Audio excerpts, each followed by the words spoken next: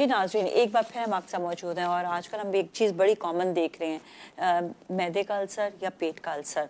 और ज़्यादातर यही कहा जाता है कि जी ये तो या फिर तो हमारे जो मसालेदार खाने हैं इनकी वजह से, और खाने की सही रूटीन नहीं उसकी वजह से, डाइट या फिर बहुत ज़्यादा लोग कर लेते, कभी कभी उसकी वजह से भी होता है, और कभी कभी बहुत ज़्यादा सोचने की वजह से भी ये मसाइल आते हैं। तो हम बात करेंगे, हमारे साथ मौजूद है हर्बलिस्ट मुनज़्ज़ा शेख। अस्सलाम वालेकुम जी, कैसे हैं आप? ठीक ठाक हैं? Thank you so much for being with us. You welcome. अच्छा, ये जो बीमारी के बारे में बात करेंगे हम आज, इसमें सबसे बड़ा मसला ये आता है कि अगर आप मेडिसिन लेना शुरू करते हैं तो मेडिसिन खाते रहना होता है तो सही रहता है, वरना फिर वहीं पर ही अगर एहतियात नहीं करेंगे तो वहीं पर ही फिर से वहीं से बीमारी जो है ना वो शुरू हो जाती है। और पेट की बीमारी की वजह से और बहुत सारे मसाइल आते हैं। सबसे पहले तो दोनों में डिफरेंस भी जानेंगे कि पेट का अल्सर और मैदे का अल्सर है क्या।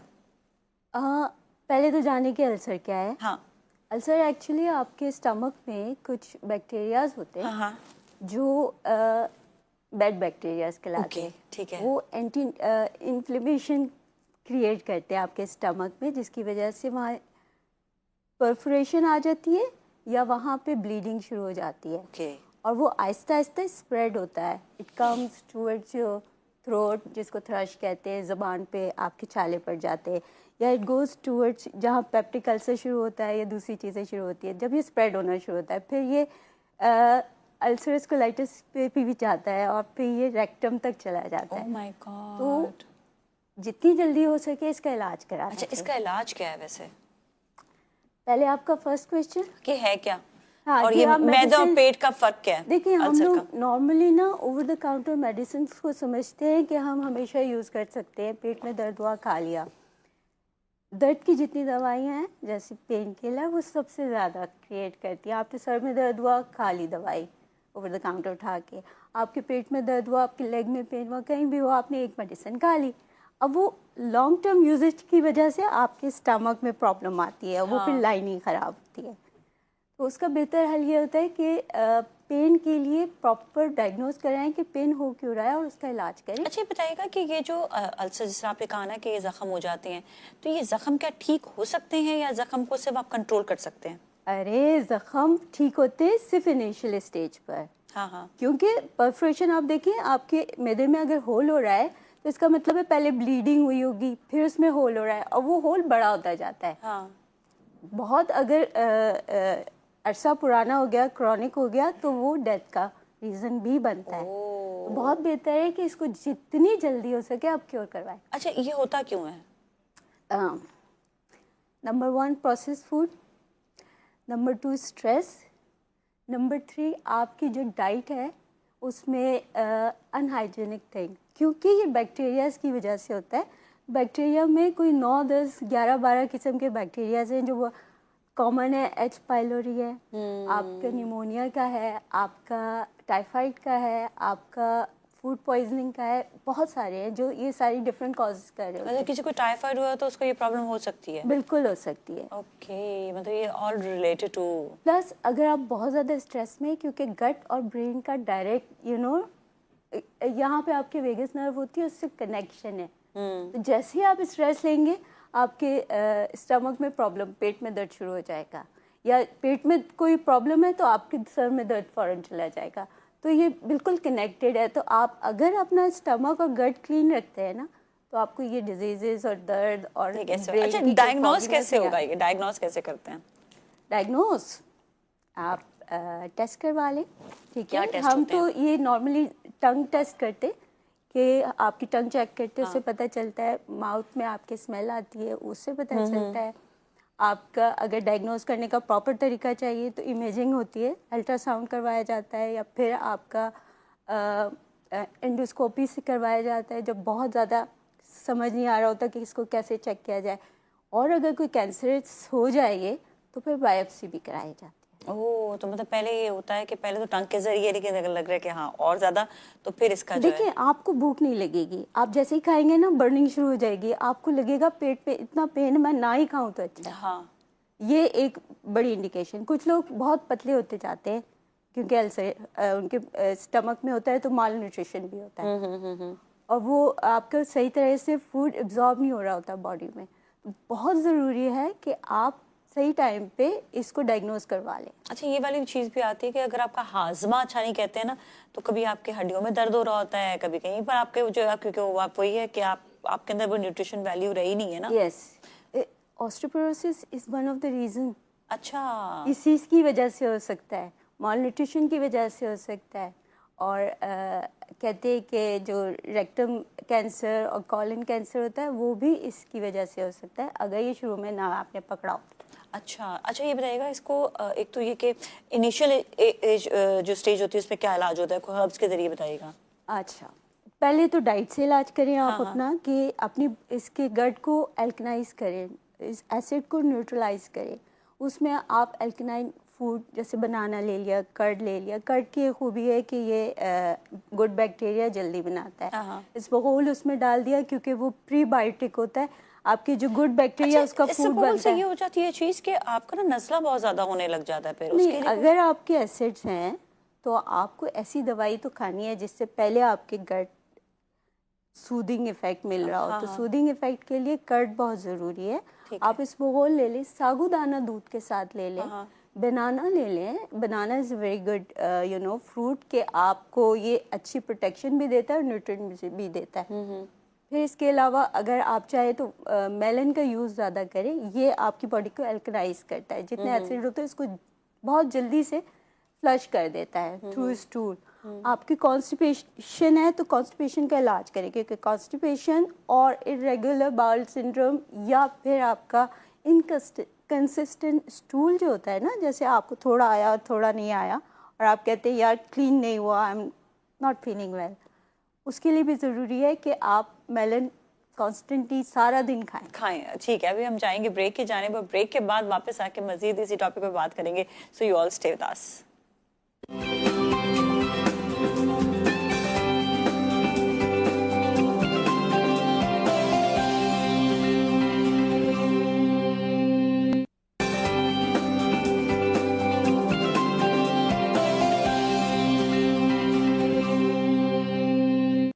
जी नाज़रीन, तो इस वक्त बात हो रही है हमारी मैदे के अमराज के हवाले से, स्पेशली अल्सर, मैदे का अल्सर और पेट का अल्सर।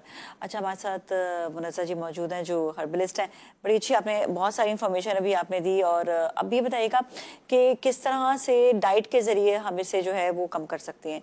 कहते हैं कि मिर्चें नहीं खानी चाहिए, लाल मिर्च स्पेशली मना करते हैं।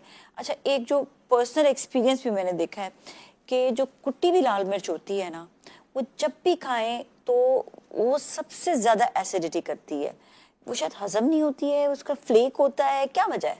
नहीं, एक्चुअली ये नहीं है। आपकी ऑलरेडी इन्फ्लेमेशन बहुत होती है स्टमक में, तो लाल मिर्ची उसको बर्निंग इफेक्ट देती है, बट थोड़ी देर के बाद वो सूदिंग इफेक्ट में कन्वर्ट हो जाती है। थिंग इज़ नॉट दैट हम लोग डाइट में ये करते हैं कोशिश कि हम 3 चीज़ों को फॉलो करते हैं। पहले तो आप रिमूव करें सारे टॉक्सिन, ठीक है? तो ऐसी डाइट लेते हैं जो उसको टॉक्सिन, कौन सी वो डाइट है जिससे टॉक्सिक रिमूव हो? दही, साबूदाना, जो जल्दी हजम हो जाए खाना, कम खाना, थोड़ी सी फास्टिंग कर लेना ताकि गट की थोड़ा सा रिजनरेशन भी हो सके और उसे आराम पानी भी सही मिल रहता सके। है, पानी भी अच्छा है, दही पानी भी अच्छा है, दूध पानी भी अच्छा नहीं है। तो पानी भी अवॉइड करें इतने पानी टाइम में। कंटामिनेटेड नहीं होना चाहिए, कोशिश करें उबाल के पिए या फिर आप ये जो मिनरल वाटर यूज़ करते हैं इसको यूज़ करें। डाइट के लिए आप पूछ रहे हो तो इसका फॉर्मूला है कि हम रिमूव करते, ठीक है, फिर हम उसको रिमूवल के टॉक्सिन सारे रिमूव हो जाते हैं जिन डाइट से, जैसे आपने कहा खरबूजा ले लिया, दही ले लिया और ये सारी चीज़ें। फिर उसके बाद हम कोशिश करते हैं कि उसको मेडिसिन से जितने भी आपके टॉक्सिन रिमूव हुए हैं, अब उसको आपने सही इन्वायरमेंट देना है गट बैक्टीरिया के लिए, कि आपका जो गट बैक्टीरिया है वो पॉजिटिव हो सके या न्यूट्रलाइज हो सके। जब वो न्यूट्रलाइज हो जाएगा ना, तो थर्ड थिंग जो सबसे इम्पॉर्टेंट है, वो जो डैमेज कर चुका है मैदे की लाइनिंग को, उसको करेक्ट करना है। तो हम सुबह सुबह कहते हैं कि थोड़ी सी दही में 1 पिंच जितनी फिटकरी लेके आप मिक्स करें और उसको खा लें, वो लाइनिंग को कवर कर देती है। तो वो एक तो सूदिंग इफेक्ट होगा, बर्निंग खत्म होगी। खाई भी जाती है, फिटकरी खाई भी जाती है, बिल्कुल पिंच बिल्कुल ये नहीं पेशेंस कि से इतना ज़्यादा ज़्यादा नहीं। उठा के खा लें। हाँ। दूसरी चीज़ आप ये कर सकते हैं कि साबूदाना खा लें खाली पेट दूध के साथ, और अगर आपको दूध से नहीं करता तो साबूदाना उबाल के अच्छा सॉफ्ट करके जौ के पानी के साथ भी खा सकते हैं। ठीक है। तीसरी चीज़ आप ये कर सकते हैं कि आपने गट लाइनिंग को क्योर करना है तो दूध में अंडे की सफ़ेदी मिक्स करके वो आहिस्ता आहिस्ता सिप करके पिए। तो अंडे की सफ़ेदी भी आपकी कोलाजन भी देता है और लाइनिंग को भी करेक्ट कर रहा होता है। अच्छा तो बताइएगा, ये जितनी भी चीज़ें आपने बताई है सबकी ये तासीर बहुत ठंडी है, तो इससे नज़ला ज़ुकाम खांसी या चेस्ट में जो बलगम वगैरह जमा नहीं होता? इसीलिए मैंने कहा था कि दूध अगर प्रॉब्लम करता है तो पानी ले लें, ठीक है। और दही ये होता है कि उसमें अच्छे बैक्टीरिया होते हैं, वो गट का फ्लोरा सही करेगा आपका। उससे कोई वो ताल्लुक नहीं है कि गला खराब हो या कुछ हो गला जाए? खराब नहीं होगा आपका, क्योंकि गले में ऑलरेडी इन्फ्लेमेशन है, उसको सूदिंग कोई चीज़ चाहिए और ठंडी चीज़ चाहिए। अगर आप मिर्चों वाली चीज़ या इस तरह की दे देंगे, हल्दी और काली मिर्च अच्छी है, तो दही में अगर आप समझते हैं कि आपको ठंडक दूर करनी है तो हल्दी और काली मिर्च डाल दें। अच्छा। तो वो उसका सूदिंग इफेक्ट, जो कोल्ड इफेक्ट है वो ख़त्म कर देती है। ये बहुत किचन से हासिल होने वाली चीज़ें हर कोई कर सकता अच्छा, है। कहते हैं कि जीरा वगैरह भी जो है वो जीरा नहीं, जीरा हार्श होता है हार्श होता है, okay. For stomach stomach lining के लिए, एट द अच्छा, अच्छा, मोमेंट। अच्छा। जब तक आप वो गैसेस अगर बन रही है तो जीरा ना लें, आप सौंफ ले लें। बट अबाउट मूली, मूली भी होता है या मूली भी गैसेस करता है? मूली भी गैसेस करता है क्योंकि स्टमक अल्सर में ब्लोटिंग भी होती हो है। जाती है। हाँ, अच्छा, ब्लोटिंग और भी गज़ा होती है। में हल्की गज़ा क्या खानी चाहिए, मतलब लाइट गज़ा क्या होगी?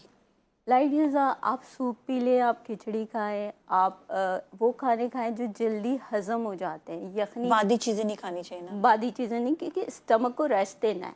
और हाँ। स्टमक की जो आपकी एलिमेंट हुई हुई है, इन्फ्लेमेशन हुई है, उसको कम करना है।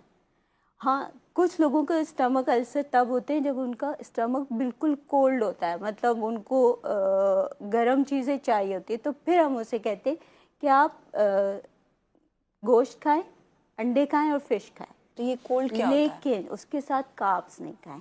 अच्छा, क्यों? कार्ब्स का अपना एक प्रोसेस होता है, ग्लूटेन भी होता है उसमें, और वो खमीर अपना बना रहा होता है, जो एक्सेसिव होने की वजह से आपका मैदा काम करना छोड़ देता है, बिल्कुल डेड हो जाता है। कहता है अब मैं नहीं हजम कर रहा, क्योंकि एसिड्स नहीं है अंदर। तो गोश्त, तो ये एक तो इट टेक्स टाइम हजम होने में, दूसरा इनके जो न्यूट्रिएंट्स होते हैं उससे इनको बैक्टीरिया को अच्छी हेल्प मिलती है। गुड बैक्टीरिया जल्दी ग्रो होते हैं, तो ये इसलिए ओके। ज़रूरी होता है। ठीक है, तो ये कि इसबगोल खाने का कोई टाइम है या किसी भी टाइम पे खा सकते हैं? नहीं, अगर आप इसबगोल खाएं तो कोशिश करें कि आगे पीछे ज़्यादा कुछ ना खाया हो अच्छा, आपने। क्यों, हाँ, वजह? इसलिए कि इसबगोल की अपना आप लाइनिंग को क्योर करने के लिए खा रहे हैं, तो आप चाहेंगे कि थोड़ा सा स्टमक में उसका जो एसिड है वो इसको एब्जॉर्ब करके आगे इंटेस्टाइन की तरफ जाए। ओके, तो इसकी वजह से वो जो है हाँ, ये अच्छा, जैसे आपने और कहा। एक थंब हाँ। रूल याद रखें, वो जो हम सब कहते हैं कि हमारे नबी सल्लल्लाहु अलैहि वसल्लम ने भी कहा है कि आप खाना इतना खाएं कि एक हिस्सा खाना हो, एक हिस्सा पानी हो और एक हिस्सा खाली हो। हाँ। कभी पेट भर के खाना ना खाएं। नहीं खाएं, थोड़ा सा अपना जो है आपने खाली रखें पेट। और मैं खाली देखा रखें। इससे ना आपका फायदा भी होता है हमेशा। बहुत फ़ायदा होता है, आपकी नींद अच्छी होती है, आपका स्ट्रेस लेवल कंट्रोल रहता है, आपका डाइजेस्टिव सिस्टम कभी ख़राब नहीं होता। जितना चबा के खाएं उतना अच्छा है। तो जो आपके माउथ के सलाइवा में एंजाइम्स होते हैं वो उसको अच्छे से हज़म करने में हेल्प कर रहे होते हैं। दवाइयाँ तो फिर आप जब ये चीज़ें करके समझते हैं कि हो गया, फिर आप दवाइयों पर आएँ। अच्छा, जो लोग ऑलरेडी मेडिकेशंस में होते हैं, जिनको डेली की रूटीन में खानी होती है, Yes. उनको भी थोड़ा सा ये आप अल्सरिक देखिए, प्रॉब्लम हाँ, होता है, तो बिल्कुल। उनके लिए क्या करें वो? देखिए, डॉक्टर जो भी मेडिसिन देता है ना, उसे पता है कि ये एसिडिक है, हाँ, हाँ, ठीक है, तो वो हमेशा एंटी एसिडिक मेडिसिन देता है, तो साथ में खानी ओमेप्रोजोल चाहिए। देता है या किसी ऐसी तरह की कोई मेडिसिन देता है। तो आप उसको भी चूज़ करें कि ये मैं खाऊं या मैं कोई हर्बल चॉइस ले लूं, वो ज़्यादा बेहतर है मेरे लिए, जिसमें मुझे कोई नुकसान ना हो। तो हम जो ये है कि हम एक हाज़मे का पाउडर देते हैं, जो हम कहते हैं हर खाने के बाद एक चुटकी या क्वार्टर चम्मच खा लिया, या रात को सोते हुए खा लिया, ताकि जितना आपका एसिडिटी है वो फ्लश हो जाएगी एक दफ़ा, और आपने जो एक्सेसिव खाया उसको वो सिस्टम से ही बाहर निकाल दे। तो आप के पास बहुत सारे ऑप्शन हैं अच्छे हाजिम सफूफ के। आपको अगर चाहिए हो तो आप मुझे से कांटेक्ट कर सकते हैं, मेरे क्लिनिक आ सकते हैं, ले सकते हैं, जो भी आपको इजी लगे। ठीक है, कोई मतलब ऐसी आपने वो तरीका भी बता दिया। तरीका हाँ, आप आजकल तो कोई चीज़ छुपी भी नहीं है, आप उसमें सौंफ ले लेते हैं, जिंजर ले लेते हैं, अजवाइन ले लेते हैं, ज़ीरा ले लेते हैं, आपके तुरबत होती है हमारी एक जड़ी बूटी होती है, हम लोग उसमें सुरंजान डालते हैं क्योंकि ये भी एक आपको गट क्लीन करने में हेल्प करता है, पेन बॉडी के कम कर रहा होता है। बहुत सारे लोग तो सिर्फ इसलिए मेडिसिन यूज़ करते हैं कि उनको पेन बॉडी में बहुत ज़्यादा हो रहे होते हैं या फिर उनको कोई एलिमेंट होती है, उसको क्योर करने के लिए या सप्रेस करने के लिए, सिम्टम्स को सप्रेस करने के लिए वो यूज़ कर रहे होते हैं। तो कोशिश करें, मेडिसिन आप ले रहे हैं तो आपके पास ऑप्शन है कि आप राइजिक की जगह हर्बल मेडिसिन ले लें। ठीक है, जैसे तो थैंक आपको यू सो कोई मच। साइड इफेक्ट नहीं होगा। ओके जी, बहुत बहुत शुक्रिया आपका, थैंक यू सो मच। और इसके साथ ही आज के लिए इतना ही। अपना अपने घर वालों का बहुत ख्याल रखिएगा। नाज़िया मलिक और टीम को दीजिए इजाज़त। अल्लाह हाफिज़।